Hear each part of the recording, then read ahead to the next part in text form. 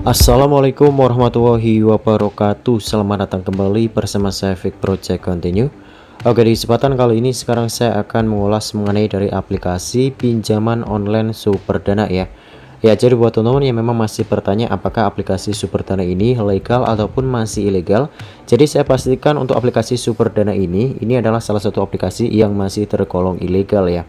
Oke, ini masih tergolong ilegal dan memiliki rating 4,7 bintang plus dengan 100.000 ulasan ya. Ya, jadi di sini pengunduhan ataupun ulasan dari bot semua ataupun dari robot yang digunakan oleh aplikasinya. Kita akan cari rating bintang 1 dan di sini nanti akan saya perlihatkan keseluruhan dari review yang sudah akan melakukan pencairan dari Superdana ini sampai ya 2 sampai 5 juta rupiah ya teman-teman ya.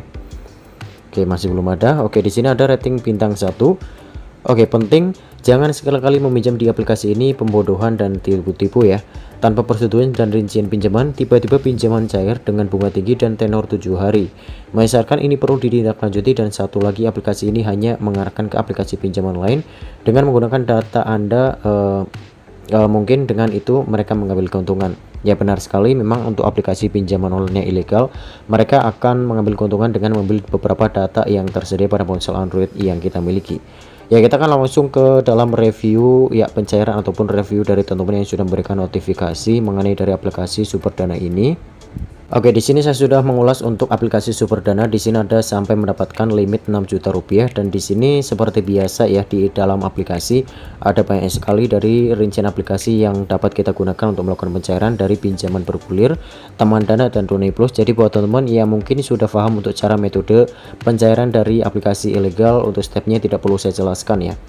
Ya, banyak sekali limit yang didapatkan. Di sini ada jumlah yang tersedia hanya 2 juta rupiah. Ya, nanti saya akan berikan tips supaya pinjaman kalian lebih banyak disetujui untuk aplikasi pinjaman online ilegal. Dan perlu kalian perhatikan, jika memang kalian melakukan pinjaman di aplikasi Superdana ini khususnya atau pinjaman ilegal, lihat info aplikasinya ya.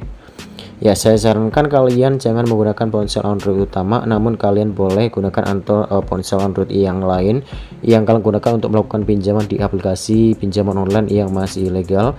Karena di sini sudah pastinya mereka akan membutuhkan akses perizinan dari kontak, dan ini harap berhati-hati ya untuk aplikasi pinjaman online ini memang dapat membaca beberapa kontak yang terdapat pada ponsel Android yang kalian gunakan. Kemudian ruang memori ini memungkinkan mereka akan mengambil beberapa foto dan video yang terdapat pada galeri yang kita miliki.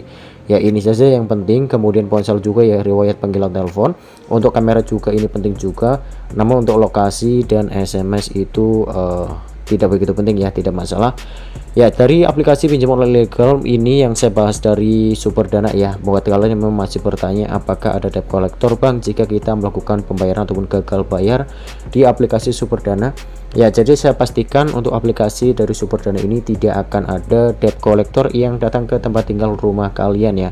Walaupun kalian sudah melakukan pencairan lebih dari 5 juta, itu tidak akan pernah datang dikarenakan ini ya penggunaan dari server ataupun development dari CS-CS yang mereka lakukan di Superdana ini, ataupun orang-orang yang bekerja di Superdana ini, mereka tidak akan pernah datang ke rumah kalian ya, karena tidak akan pernah bisa memiliki debt collector yang resmi dan itu pasti ilegal.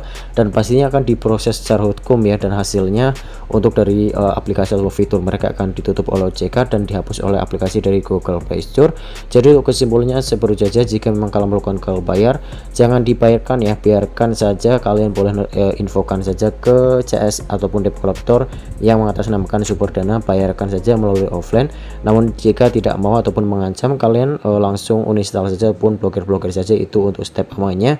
Semoga informasinya bermanfaat. Sampai jumpa kembali di video saya selanjutnya. Bye bye.